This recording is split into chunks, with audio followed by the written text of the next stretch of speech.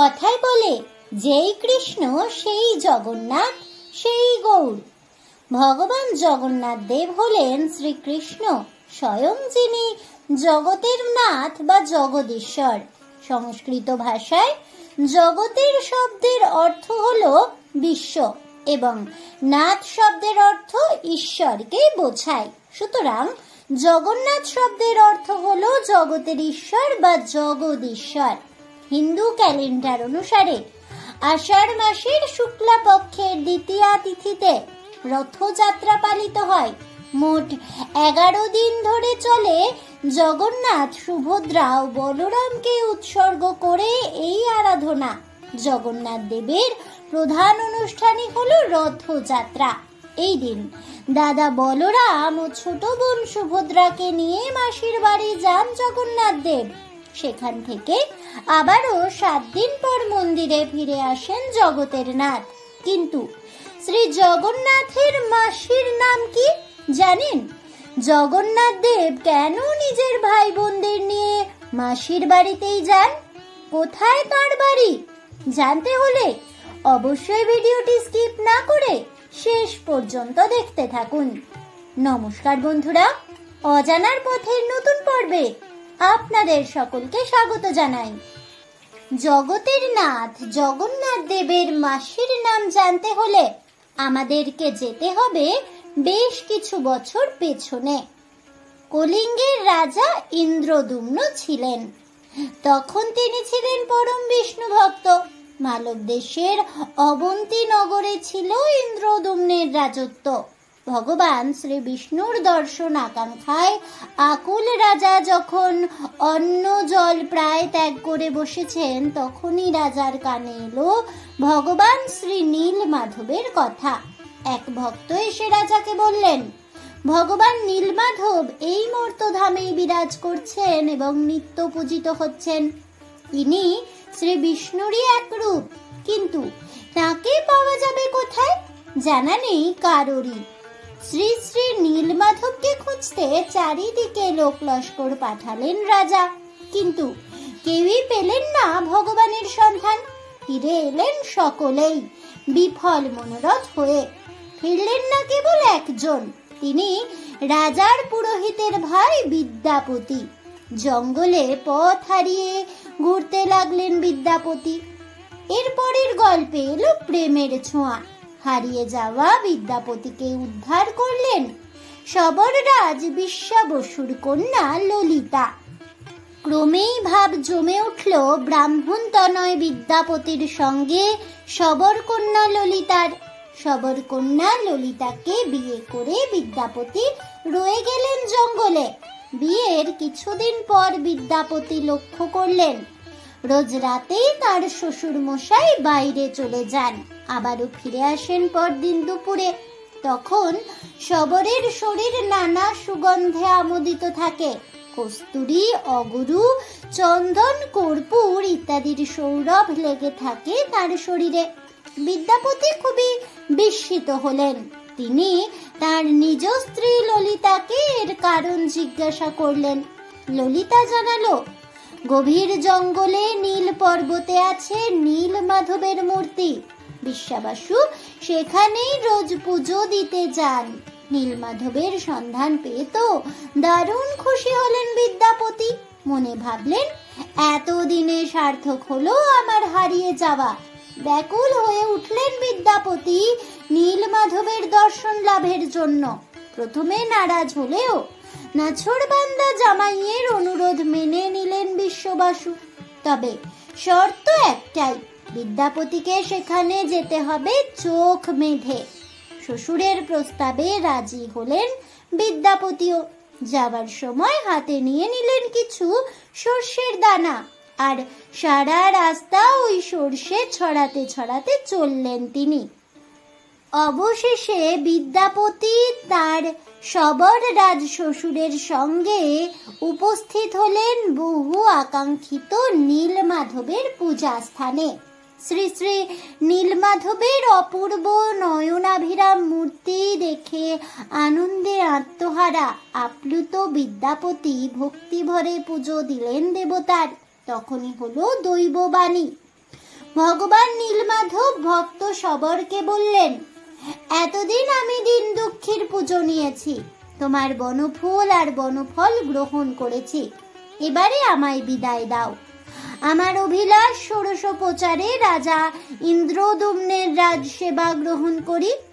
নীলমাধবের সংবাদ পেয়ে আনন্দে বিহ্বল রাজা লোকলস্কর নিয়ে উপস্থিত হলেন অকুস্থলে। কিন্তু কোথায় নীলমাধবের বিগ্রহ? রাজা ইন্দ্রদুম্ন ভাবলেন, নিশ্চয়ই শবর বিশ্ব বসু নীলমাধবকে লুকিয়ে ফেলেছেন। ক্রুদ্ধ হয়ে রাজা সৈন্যদের বললেন শবর বিশ্ব বসুকে বন্দী করতে। তখনই শোনা গেল আরো এক দৈববাণী, মহারাজ ইন্দ্রদুম্ন, মুক্তি দাও শবর রাজকে। নীলাদ্রি পাহাড়ের উপর এক মন্দির স্থাপন করো, সেখানেই দারু ব্রহ্ম রূপে তুমি আমার দর্শন পাবে। নীলমাধব মূর্তিতে নয়, নির্মিত হলো মন্দির। মাটির নিচে 60 হাত আর মাটির উপরে 120 হাত উঁচু মন্দিরের শীর্ষে স্থাপন করা হলো একটি সোনার কলস আর চক্র। এবারে মন্দির প্রতিষ্ঠার পালা। আবারও হলো দৈববাণী। সেই দৈববাণী অনুসারে সাগর জলে ভাসমান শঙ্খ চক্র গদা পদ্ম অঙ্কিত দারু ব্রহ্মকে শবর বিশ্ব বসু আর ব্রাহ্মণ বিদ্যাপতি নিয়ে এলেন মন্দিরে। এদিকে মহারাজ শ্রী দারু ব্রহ্মকে বিগ্রহে রূপ দান করার জন্য বহু সুদক্ষ শিল্পীকে আমন্ত্রণ জানালেন, কিন্তু তারা কেউই দারু ব্রহ্মকে স্পর্শ করতে পারলেন না। আবারও শোনা গেল দৈববাণী। জানানো হলো সমুদ্রের জলে ভেসে আসবে যে কাঠ, সেই কাষ্ঠখণ্ড থেকেই তৈরি হবে বিগ্রহ। যথাসময়ে সমুদ্রে ভেসে এলো নিম কাঠ, কিন্তু 1000 লোক লস্কর দিয়েও সেই কাঠ তোলা গেল না সমুদ্র থেকে। অবশেষে সেই কাঠের একদিক ধরলেন শবর রাজ বিশ্ব বসু আর অন্যদিক ধরলেন বিদ্যাপতি। তারপরেই সমুদ্র থেকে উঠে এলো সেই কাষ্ঠখণ্ড। এবারে মূর্তি গড়ার পালা। কিন্তু কিভাবে তৈরি হবে মূর্তি? কারণ সেই কাঠ তো এমনই শক্ত যে কারোর পক্ষেই কাঠে ছেনি হাতুড়ি ফোটানো সম্ভব হলো না। মাথায় হাত দিয়ে বসে পড়লেন মহারাজ ইন্দ্রদুম্ন। ইন্দ্রদুম্নের অসহায়তা দেখে তখন শিল্পের রূপ ধরে স্বয়ং বিশ্বকর্মা এসে দাঁড়ালেন রাজপ্রাসাদের দরজায়। নাম অনন্ত মহারানা, তবে তার একটাই শর্ত, 21 দিনের আগে কেউ তার কাজ দেখতে পাবে না। রাজার আশ্বাস বাক্যে শুরু হলো কাজ। এদিকে রাজার ইন্দ্রদুম্নের স্ত্রী গুন্ডিচা একদিন কান পেতে থাকেন রুদ্ধ দুয়ারে। ভেতর থেকে শোনা যায় কাঠ কাটার ঠক ঠক শব্দ। রানী আশ্বস্ত হন, কাজ চলছে ঠিকঠাক ভাবেই। দেখতে দেখতে কেটে গেল 14 দিন। 14 দিন পর বন্ধ দরজায় কান পেতে রানী গুন্ডিচা ভেতর থেকে কোনো আওয়াজই শুনতে পেলেন না। অস্থির হয়ে ডাকলেন রাজাকে।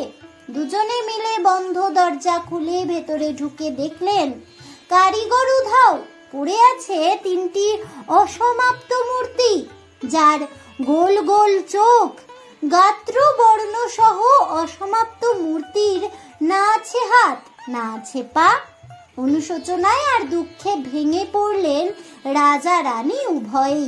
ভাবলেন শর্ত লঙ্ঘন করার ফলেই বুঝি এত বড় শাস্তি পেলেন তারা। কিন্তু ভগবানের লীলা তো বোঝা যায় না। সেই রাতেই স্বপ্নে দেখা দিলেন শ্রী জগন্নাথ দেব আর বললেন, এমনটা ঠিক করা ছিল আগে থেকেই, আমি এই রূপেই পূজিত হতে চাই। এরপর থেকে এই রূপেই ভক্তের মনের মণিকোঠায় পূজিত হতে থাকেন শ্রী জগন্নাথ দেব। তারপর 3টি সুসজ্জিত রথে চেপে দাদা বলরাম ও বোন সুভদ্রাকে নিয়ে মাসির বাড়ি অর্থাৎ রাজা ইন্দ্রদুম্নের পত্নী গুন্ডিচার বাড়ি যান প্রভু জগন্নাথ দেব। পুরী শহরের উত্তর কোণে অবস্থিত গুন্ডিচা মন্দির। স্থানীয়ভাবে এই মন্দিরকে জগন্নাথের মাসির বাড়ি বলে অভিহিত করা হয়। সেখান থেকে আবার 7 দিন পর মন্দিরে ফিরে আসেন জগন্নাথ। এটাকেই বলে মাসির বাড়ি যাওয়া। এই যাওয়াকে সোজা রথ আর ফিরে আসাকে উল্টো রথ বলে ভক্তগণ। কেন ইন্দ্রদ্যুম্নের পত্নী গুন্ডিচাকে প্রভুর মাসি বলা হয়? কেনই বা তিনি মাসির বাড়ি যান? কথায় বলে ভক্তের বোঝা ভগবান বয়। পরম ভক্ত রাজা ইন্দ্রদ্যুম্নের পত্নীকে মায়ের স্থানে বসিয়েছিলেন স্বয়ং ভগবান। তাই তো বছরে অন্তত একবার মাসির বাড়ি গিয়ে প্রকৃত ভক্তের সান্নিধ্য লাভ করেন প্রভু জগন্নাথ দেব। আবার শাস্ত্রে বলা আছে, রথস্য বামনং দৃষ্টা পুনর্জন্ম ন বিদ্যতে। অর্থাৎ রথের ওপর অধিষ্ঠিত বামন জগন্নাথ দেবকে দর্শন করলে তার কখনোই পুনর্জন্ম হয় না। তাই রথের দড়ি টানাকেও পুণ্যের কাজ হিসেবেই মনে করেন ভক্তগণ। প্রভু জগন্নাথ দেব বুঝতে পেরেছিলেন ওনার স্নান যাত্রায় লাখো লাখো ভক্ত সমাগম হবে। তাই তো অনন্ত কৃপাময় শ্রী ভগবান তাঁর বড় দাদা বলরাম আর ছোট বোন সুভদ্রাকে নিয়ে রথের ওপর থেকে অগণিত ভক্তকুলকে দর্শন দিয়ে ধন্য করেন। জাতি ধর্ম বর্ণ নির্বিশেষে যে কোনো মানুষ রথের রশি ছুঁয়ে ধন্য হয়ে যান। ভক্তবৎসল কৃপাময় ভগবান নিজেই এদিন প্রমাণ করে দেন যে তিনি সবার মাঝে সবার হয়ে থাকতে চান। বছরের এই দিনেই নেমে আসেন তিনি রত্নবেদী থেকে। মাসির বাড়ি যাওয়ার মধ্যে দিয়েই দর্শন দেন তার ভক্তদের। এখন প্রশ্ন হলো, কেন জগন্নাথের সঙ্গে পূজিত হন সুভদ্রা আর বলরাম?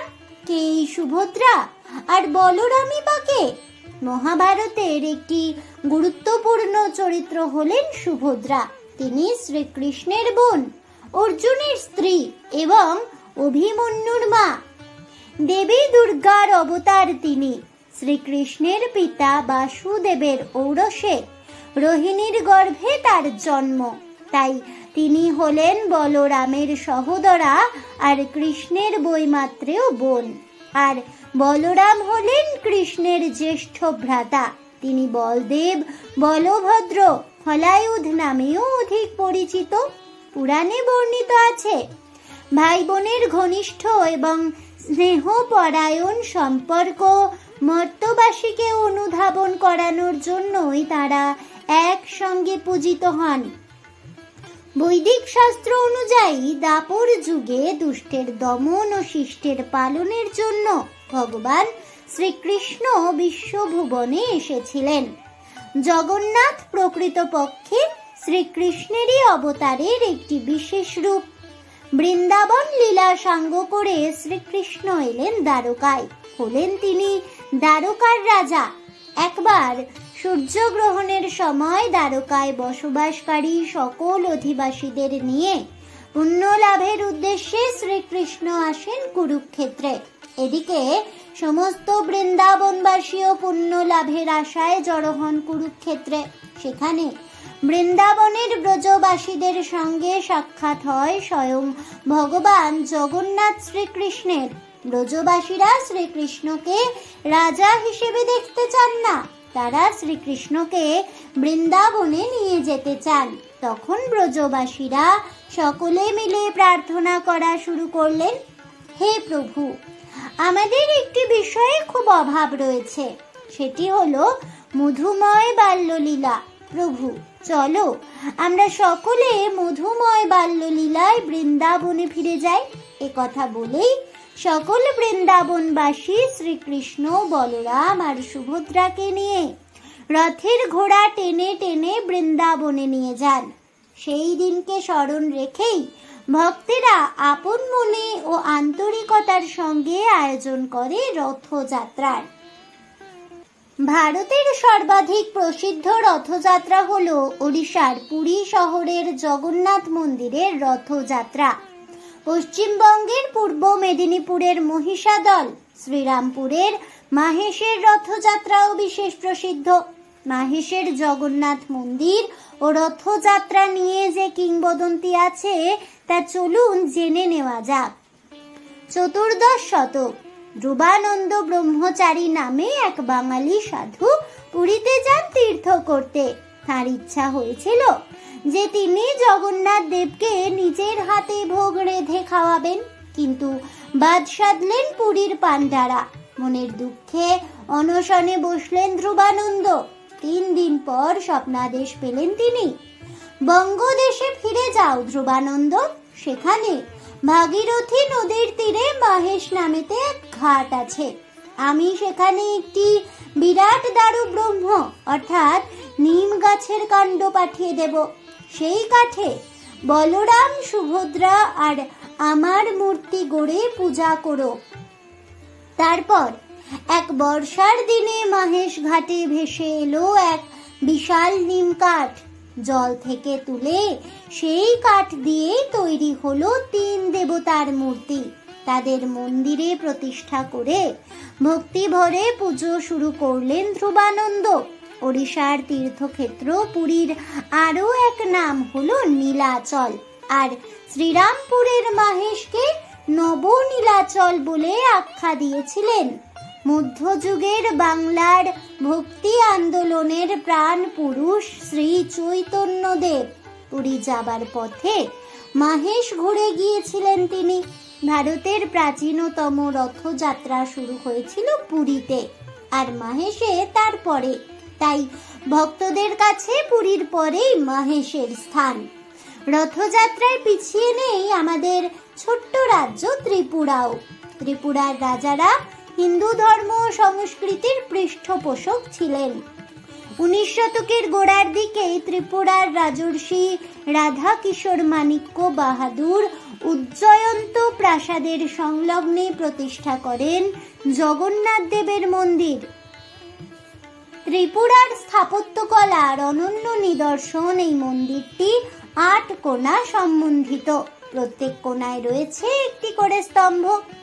মন্দিরের চূড়াটি অলঙ্কৃত করা হয়েছে দেবদেবী আর লতা পাতায়। একসময় মন্দিরটি ভগ্নদশা ও জঙ্গলে পরিণত হয়েছিল। 1976 সালে মন্দিরটি শ্রী চৈতন্য গৌড়ীয় মঠের অন্তর্ভুক্ত হয়। তখন থেকেই ভক্তদের সহযোগিতায় এবং গৌড়ীয় মঠের পরিচালনায় মন্দিরটির শ্রীবৃদ্ধি ঘটে। এই মন্দিরের সঙ্গেই আছে গুন্ডিচা মন্দির, প্রভু জগন্নাথের মাসির বাড়ি। রথযাত্রার দিন শহর পরিক্রমা করিয়ে প্রভুকে রাখা হয় গুন্ডিচা মন্দিরে। 7 দিন পর আবারও মূল মন্দিরে ফিরে আসেন জগদীশ্বর। রথ শব্দের আভিধানিক অর্থ হলো অক্ষ, যুদ্ধযান বা কোনো প্রকার যানবাহন অথবা চাকাযুক্ত ঘোড়ায় টানা হালকা যাত্রীবাহী গাড়ি। তবে সনাতন হিন্দু ধর্মাবলম্বীদের কাছে রথ শব্দের অর্থ কিন্তু ভিন্ন। গুরুত্ব এবং শ্রদ্ধার দিক থেকেও বেশ ওপরে। তাদের কাছে রথ একটি কাঠের তৈরি যান, যাতে চড়ে স্বয়ং ভগবান এক স্থান থেকে অন্য স্থানে যাতায়াত করেন।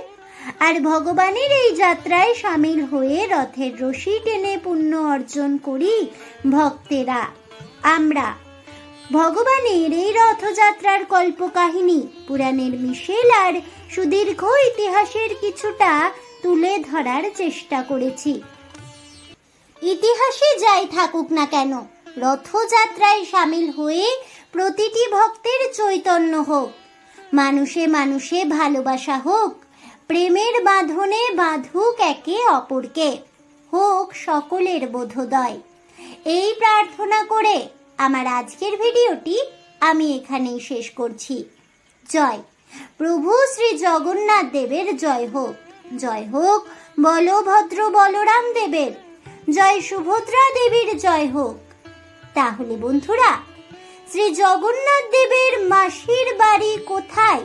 তিনি কেন তার ভাই বোনকে নিয়ে মাসির বাড়ি যান? তার মাসির নাম কি? এবং শ্রী জগন্নাথ দেবের রথযাত্রার সম্পূর্ণ ইতিহাস জানতে পেরে আপনাদের কেমন লাগলো অবশ্যই আমাকে কমেন্টে জানাবেন। ভিডিওটি ভালো লেগে থাকলে লাইক শেয়ার করতে ভুলবেন না। আমার চ্যানেলের নতুন বন্ধু হয়ে থাকলে চ্যানেলটিকে সাবস্ক্রাইব করে দেবেন, পাশে থাকা বেল বাটনটি প্রেস করে রাখবেন নতুন ভিডিওর নোটিফিকেশন পাওয়ার জন্য। দেখা হচ্ছে পরের ভিডিওতে, তাই সকলে ভালো থাকুন, সুস্থ থাকুন আর অবশ্যই সঙ্গে থাকুন আর দেখতে থাকুন অজানার পথে।